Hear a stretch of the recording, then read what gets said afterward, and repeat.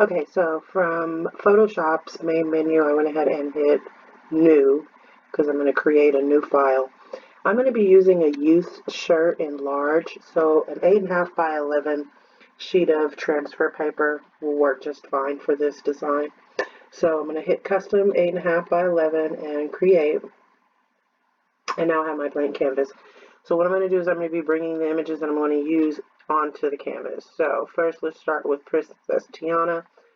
I cleaned the image up just a bit by enlarging the image and then using the background eraser tool, just kind of cleaning up the areas that I wanted to take off of the image. So now I'm going to size the image back down and carry it over into our blank canvas. All right. So this is our blank canvas. Now I'm going to free transform and size the image the way that I want.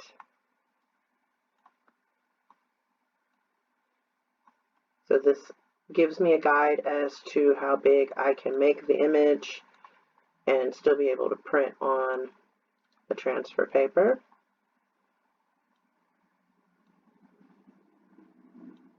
Okay.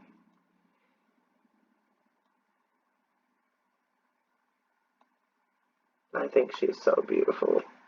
And my niece really likes her, so I was kind of excited to be doing a shirt with her. Okay, so I hit the checkbox. Now we're going to go over and get Ray. So I have Ray over here. Hi, Ray. I'm going to grab Ray and take him and bring him over onto this canvas as well. Go ahead and size Ray size that we want him. Now Ray's kind of facing the wrong direction right now, so I'm going to hit that checkbox, go to Edit, Transform, and Flip Horizontal. So now Ray's turned the other direction, and now he's looking at Tiana. Okay. So I know in real life he's just a lightning bug. He wouldn't be this big in proportion to her, but I want him to show up on the shirt. Therefore, I'm making him bigger than what he would normally be in proportion to Tiana. And then I think I'm going to make Tiana just a little bit bigger, cover more area on this transfer paper.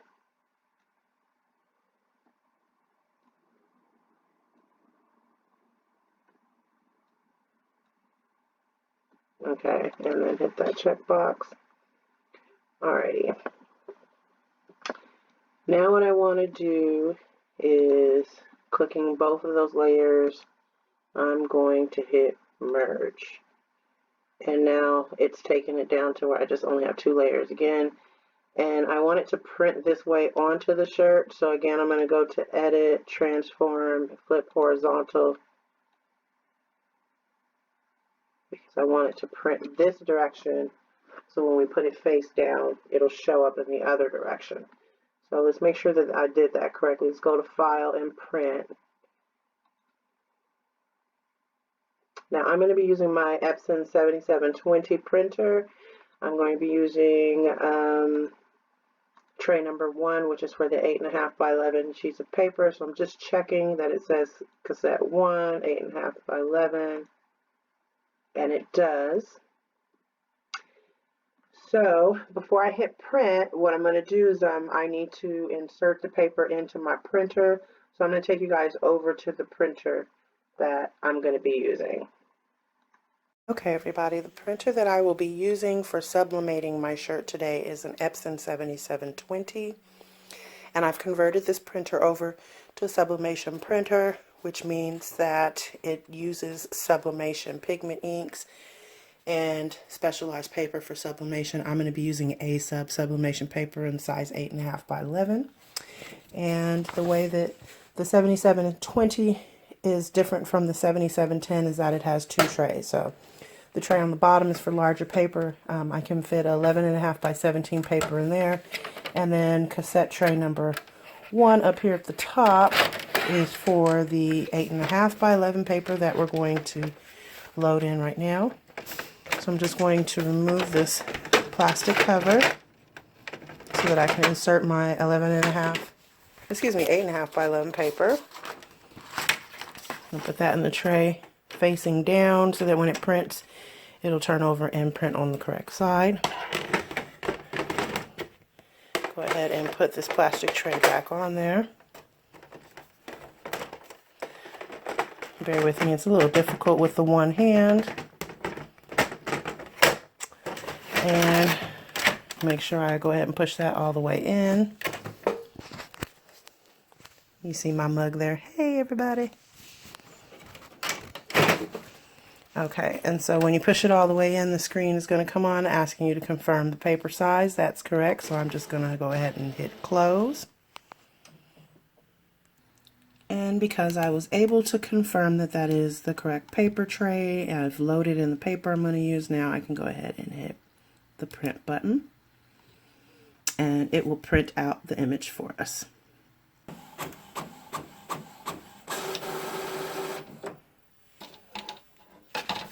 Okay, so here is our image printed on the sublimation paper, and it is in the reverse, but when we sublimate, we're going to put this face down onto our shirt and press on the top, so it will eventually be in the right direction.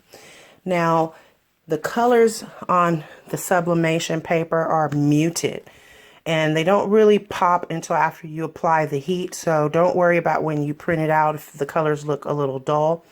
And I'm glad my friend gave me that pointer because I was worried that my printer wasn't working properly, but those colors will pop once we put the heat to it.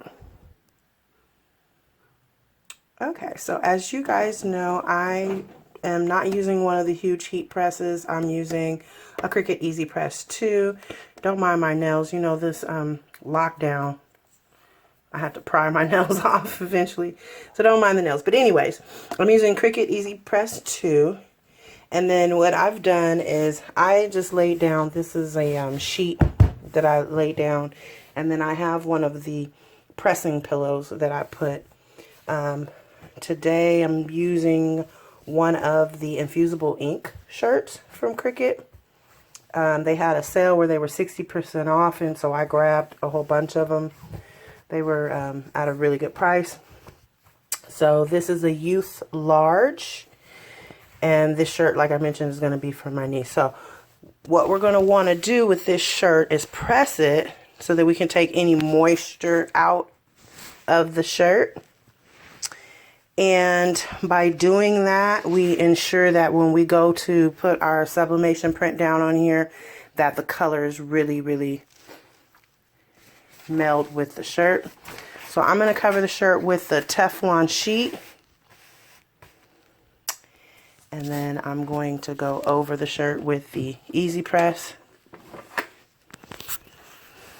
just to make sure that I'm getting out all the retained moisture from the shirt, and that our sublimation print is going to come out bomb. Okay. So you don't have to really put any pressure or anything like that. Again, you're just running it over to make sure that you're getting out any moisture. Okay, so I have mine set to 385. I don't know if that's the right one which you're supposed to do or not. That's just what I do. So, okay, so next we're going to get our print. So here's our print. And you want to find where the middle is to your shirt and where you'd want it. Usually what I'll do is fold the shirt in half, kind of press it so I'll get like a line in the middle, but these are pretty easy to kind of eyeball where you want it. Okay, and then you're going to put this face down onto the shirt. You can kind of see it through the back so you know where you can put it. And then I like to use the heat resistant tape to hold the image in place, so I'm going to grab some tape and I'll be right back. Okay, so I've just put 2 little small strips of heat resistant tape. You could also put some here on the side, sometimes I do as well. This is what it looks like, kind of a coppery color, but it's yellow when you pull it off.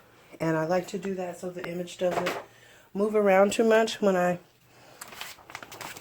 put the Easy Press on there since I'm not using a press where I know it's not, you know, it's going to apply the heat all at once.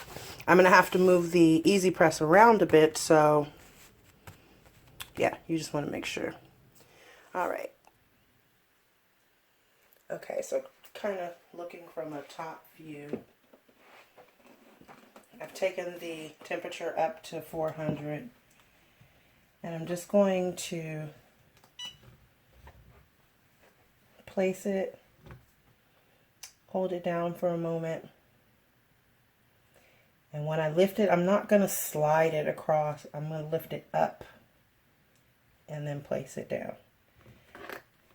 With the sublimation, you don't want the paper to shift at all, because if it does, it will apply the ink in a different place and it looks really blurry. So that's the reason I do it that way. I've messed up a few shirts where I've kind of like slid the iron back and forth, and then that paper moves ever so slightly, and then it looks like a double image has been imprinted. And then what I kind of do is just take it and lift it up in the corner, being careful because it's really hot, just to see what the color looks like.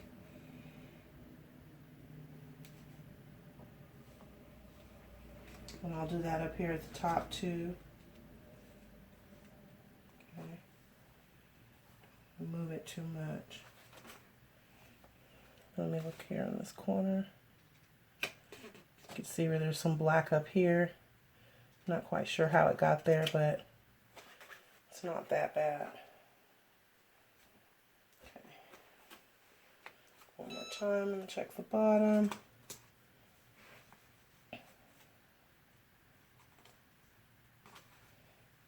And I think we're good.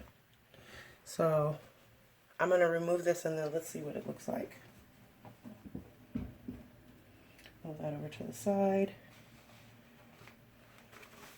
I'll move this over to the side as well. And I'm just going to, well, that looks really good so far. Okay, so let's just go ahead and bring it up. Lifting it up. Look at that.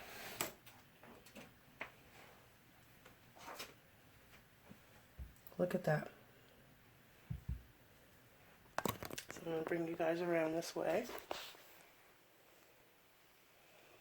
Look at the color on that. It's really good.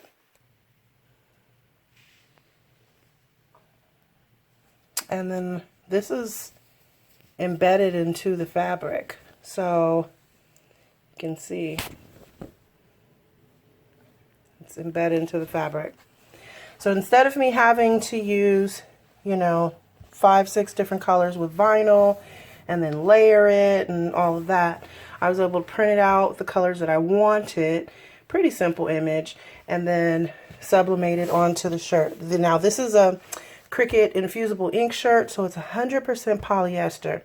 Now keep in mind, when you're doing sublimation, you have to use a high polyester count shirt, or you're going to have to use a shirt that has been treated so that you can sublimate on it. You can't do a cotton shirt. It's not going to come out. The colors won't look this way, and when you wash it, they'll start coming out. So this shirt can be washed several times and it's still going to look the same. You know, it has this little bleed out. That's completely my fault, but this isn't a customer shirt. This is going to go for my niece, like I said, and I'm very satisfied with how it turned out. It looks really, really good. And look at the detail on Mr. Ray. So I think that she's going to absolutely love it. And then tell me what you guys think. I'm going to be doing a couple other sublimated shirts. I'm no expert with the Photoshop. I know enough to be dangerous, and I like to use the Photoshop because I am able to manipulate the images quite a bit more than in Design Space. So tell me if you guys like it. Make sure you give me a thumbs up. Subscribe to the channel, leave a comment below. Thank you for following and for watching, and I'll see you on the next one.